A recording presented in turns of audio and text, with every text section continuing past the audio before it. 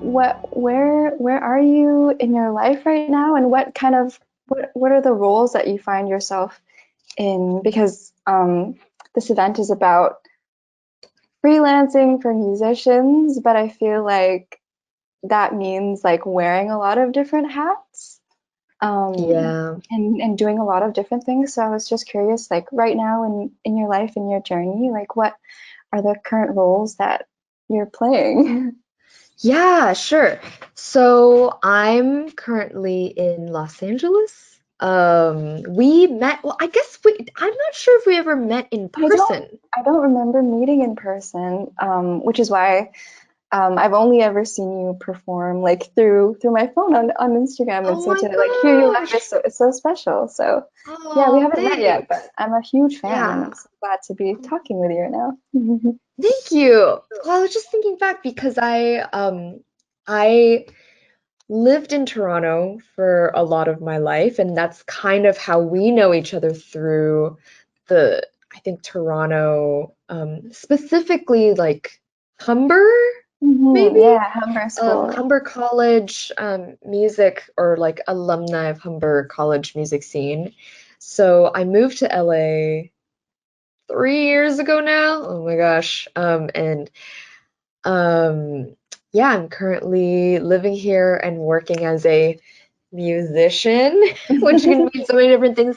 So for me, right now in this season, um, I'm doing a lot of touring, mostly with this one ensemble called Roomful of Teeth, um, and a lot of tours kind of all over the States, and sometimes when we get lucky, we go to Europe. Um, I'm a teacher. I'm actually just about to start a new college adjunct position in the fall. But right now I just mostly have private students.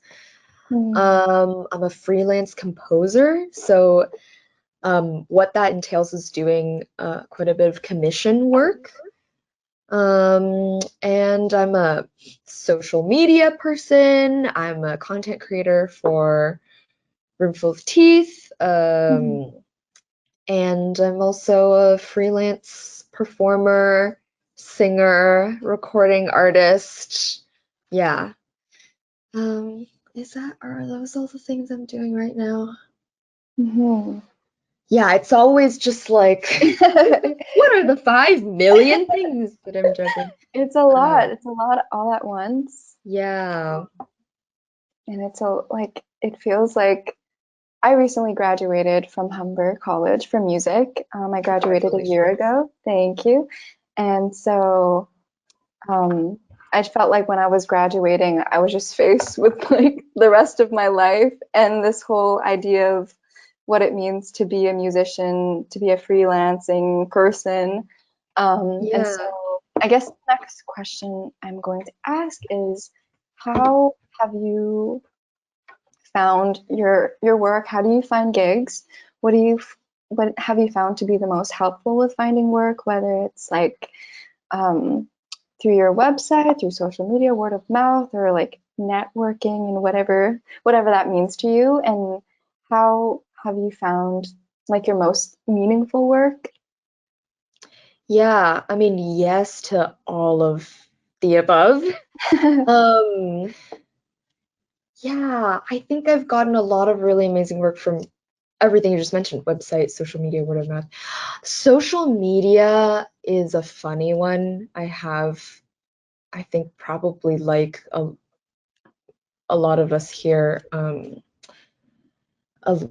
love hate, like hate relationship with social media, specifically with Instagram.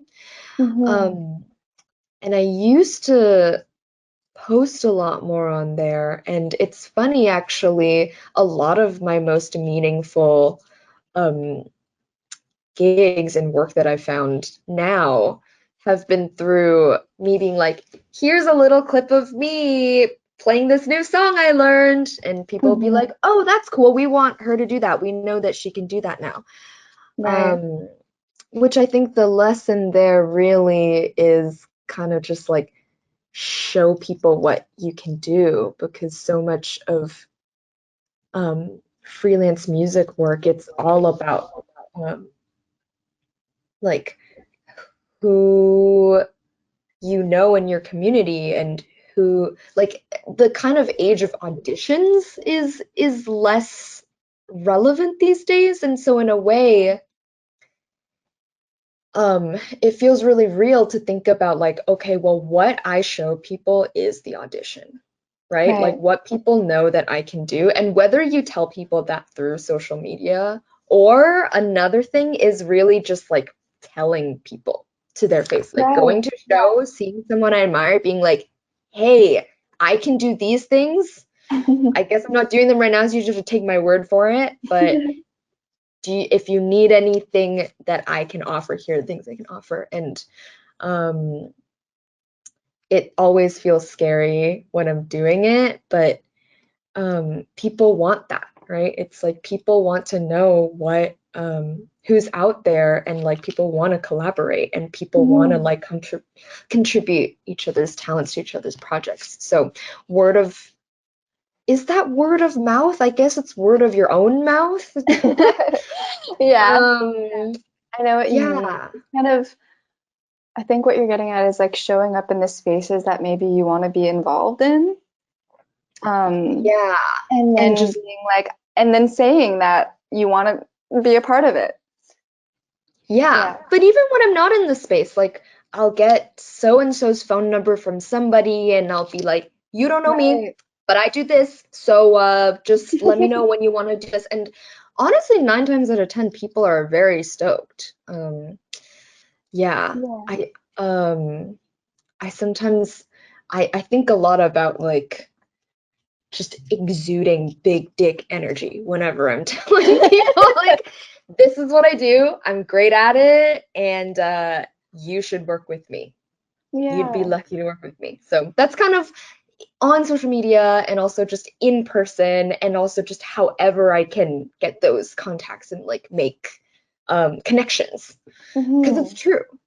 Yeah. We're Just doing this because we believe in what we do. Yeah. having confidence, Hmm. even when you may not feel like you have it. um, Yeah, exactly. Yeah. I I'm trying to think. There was another thing I wanted to add. Mm, I think this is something we can keep talking about, but showing work that you want to that you're interested in doing a lot of in the long run or getting paid to do. So I used to think like, oh, okay, there's like um gigs that I imagine people would want me to do that are like X, Y, and Z. And then there's music that has no expectations around it other than just what I like. But mhm. actually turns out what I like my own artistic projects, sharing more of that, that's kind of the thing that people end up gravitating to the most. It's like, oh, you can do like really impressive XYZ and you can like offer these things, but actually we're interested in what you're most interested in. So I think Mm. being as authentic and as courageous as possible about sharing the things that are most meaningful to you, that's been a big lesson in my life so far, also. Yeah, that's a Yeah. really good lesson. I feel that's a good thing for someone coming out of school to remember because, like, once you're out of school, now you have to, like, you're in the real world and you have to confront, Yeah. like, things like paying rent. And I think a lot of people resort to um, more traditional ways of making money as a musician, which is like a lot of like private lesson teaching, coming right out of school, or playing like specific gigs that other people are playing, and so it can you can be Hmm. influenced to want to play similar gigs. But I really like the idea of following what you're excited about and what you're interested about, and leading with that and sharing more of that, so that you can have opportunities to do more of that. Yeah, totally. Yeah, you're inviting more of those opportunities in. Yeah, Yeah, really lovely advice. thank Um, you. I wanted to. touch on this next kind of category of questions, Hmm.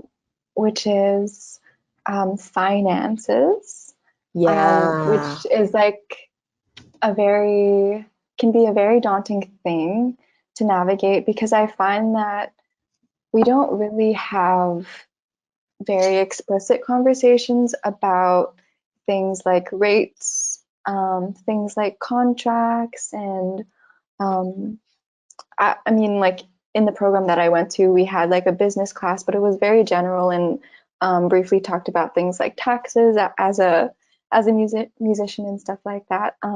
But I think the first question I want to ask and I want to lead with is like, how do you set rates for your services? Because you do a lot of different things. You perform, you write music, you teach. So I was curious about how you approach this and what are the factors that you take into account when you're deciding on rates. Yeah. Yeah. Wow. Such an awesome question. And I'm really glad we're talking about this because I really feel like money doesn't get talked about Hmm. enough in Yeah. kind of the music world. Yeah, so depending on what the gig is, my rates just go all over the map. And I really believe in, I mean, this is something I'm trying to get better at for myself as well, is like knowing where to set firm boundaries and where to really be intersectional and like take a lot of things into consideration. So, for example, my rate for kind of like freelance recording work, just in the last month, I've done work for free and I've done work for $400 an hour, Right. depending on who the client is. Um, Exactly. yeah, and same thing goes for teaching for me, actually. I mean, with the college, obviously, the rate is fixed because it's through the school, but for all my private students, I give a sliding scale rate. Hmm. Um, and and I find that people are very, um, for the most part, really honest about what they feel comfortable contributing. And I have students kind of like on both ends of my sliding scale. Hmm. Um, but the thing that I think about is like, okay, who is paying for this or what organization is paying for this? How do I offer a rate that honors both my own time and energy and the time and energy of the people in my community, my line of work, and protecting all of us together, and the time and energy of my client or the person who I'm, serving. Hmm. Um, yeah, and also like I think I take into account like my own financial situation in the context of a lot of people in the music community, right? So I come from a situation right now where I'm not as worried about money as like a lot of other people in my community, right? I'm like, cool. I think honestly, if we're working in music, like creative music, there's always gonna be some percentage that's volunteer. Hmm. And I want to be really real about that. And it's like, okay, how much do I feel like I have to give because the sort of like capitalist landscape that we live in right now does not um does not support artists. So it's like, okay, either Hmm. I volunteered this much or the music doesn't end up being made or like these things don't end up happening. Right. Um, which is so unfair. And it's also just like I want to live in a world where there is music. So how like we Hmm. have this situation, what are we going to do about it?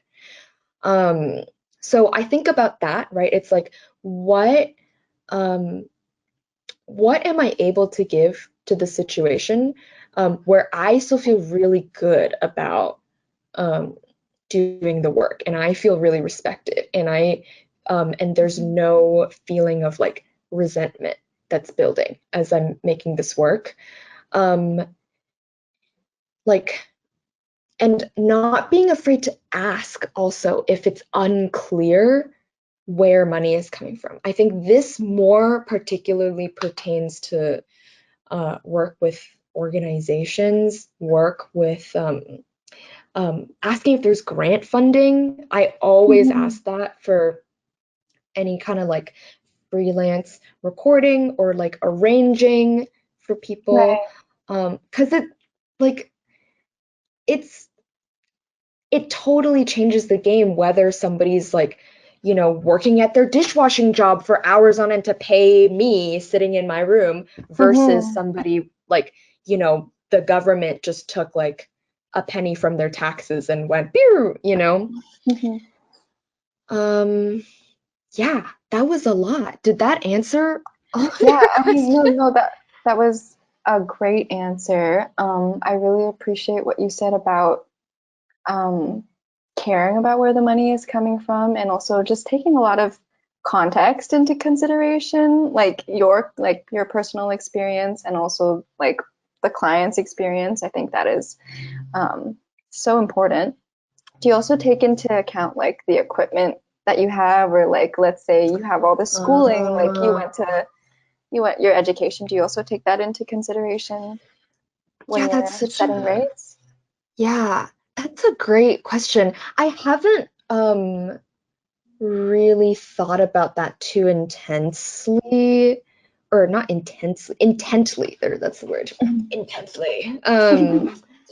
But I think now looking back on my career, as I've gotten more schooling and acquired more equipment, it just kind of so happened that um, my rate, I was able to charge more and also be more intentional about what I charge.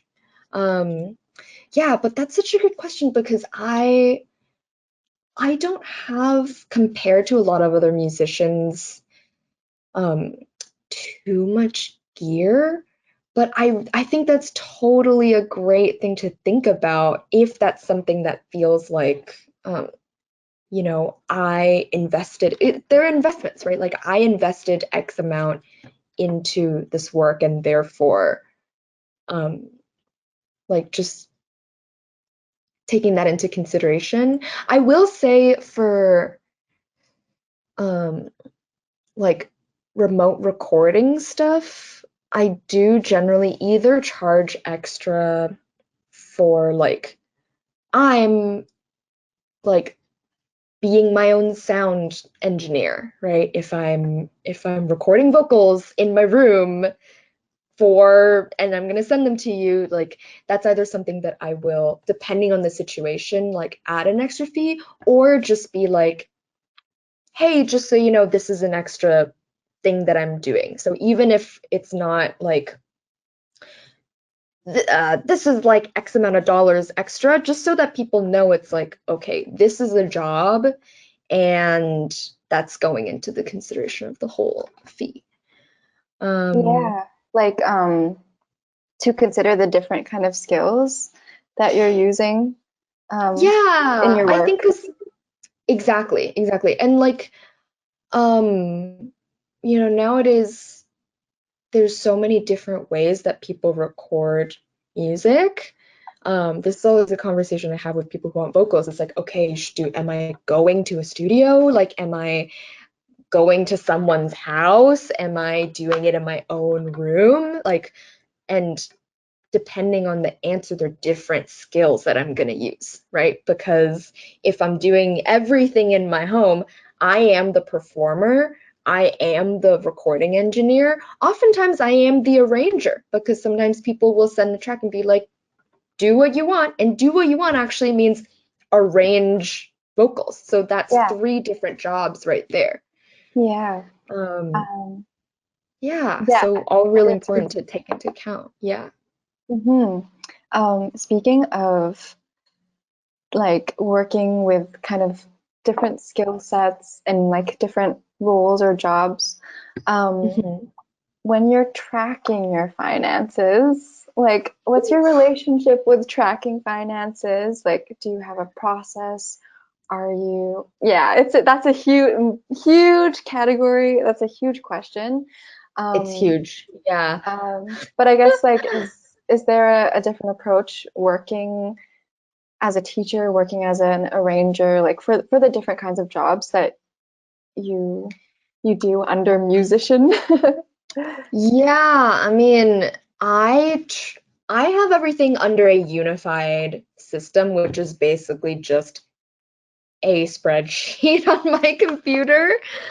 I'm gonna come clean. This is something that I'm really wanting to think more about in my own practice, and actually having this conversation is really helpful for me to be like, like okay, like keeping track of da da da da da, you know.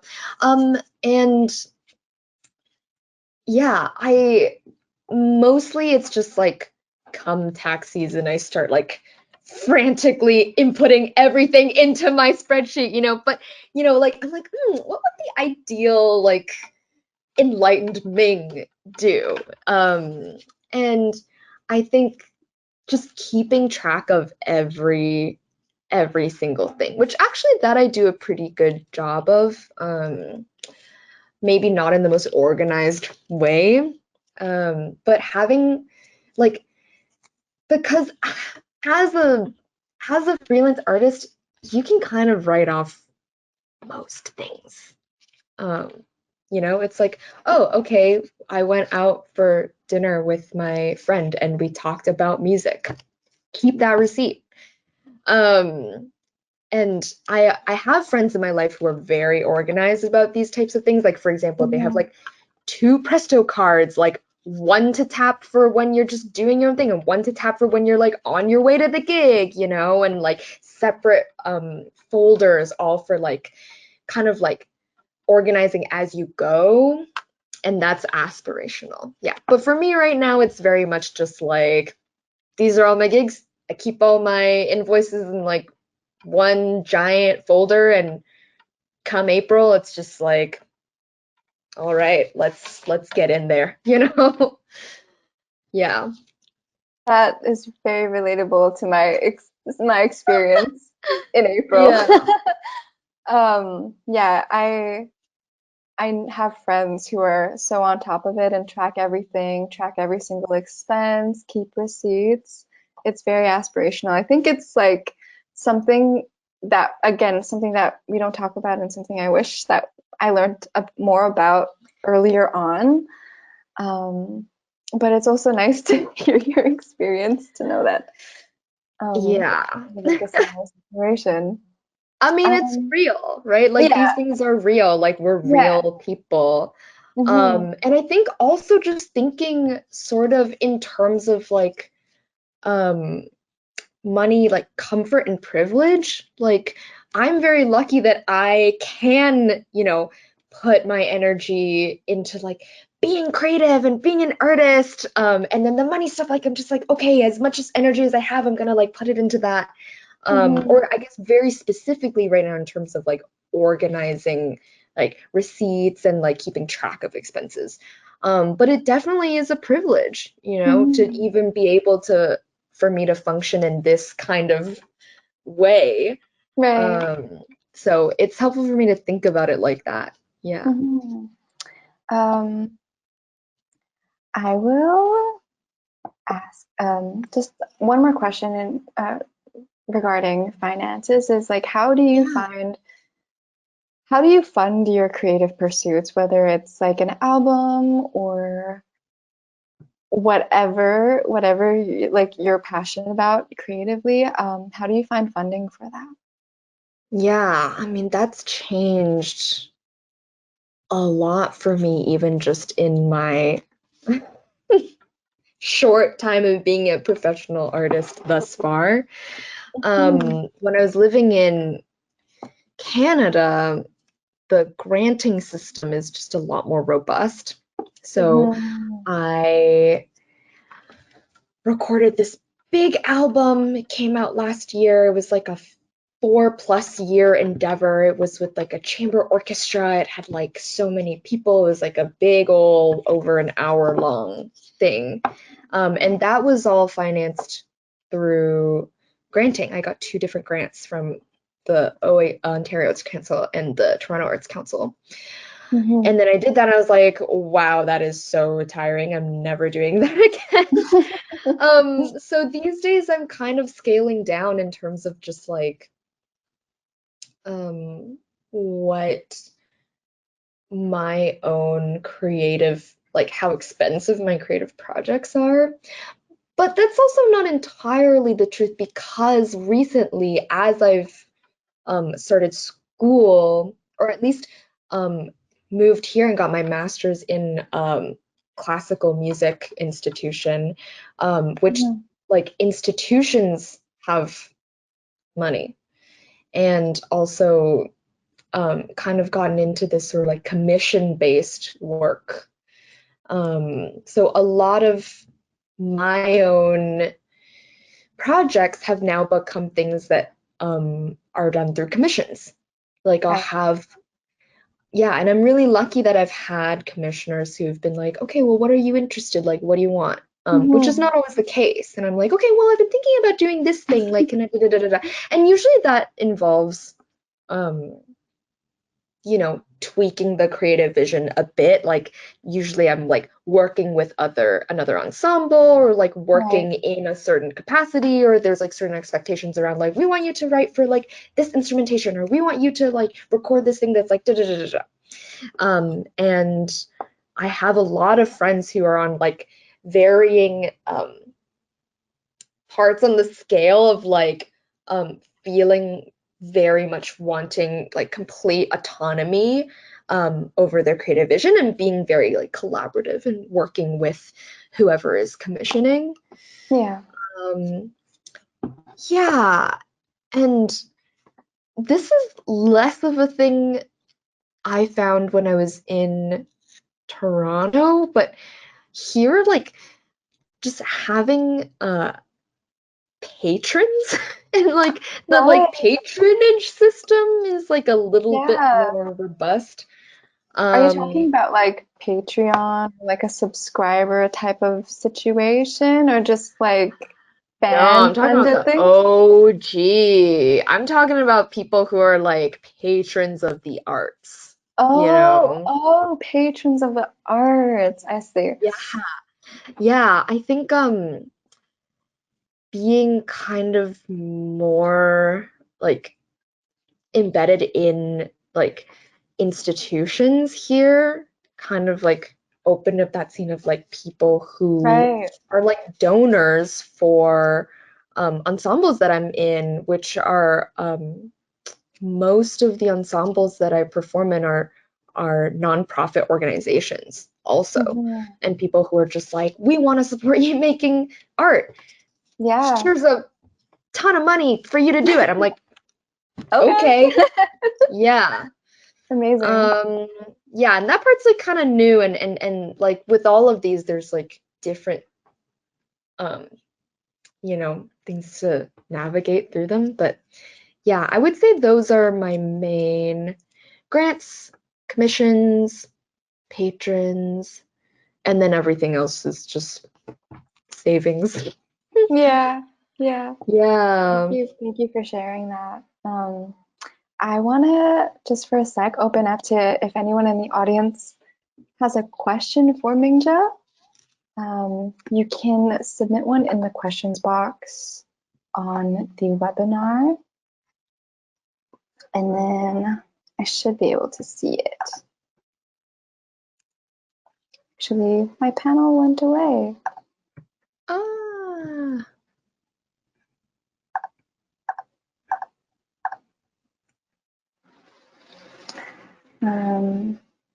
But yeah, I'll give it a minute. But if not, if no one has any additional questions, I have a last question sure. to ask.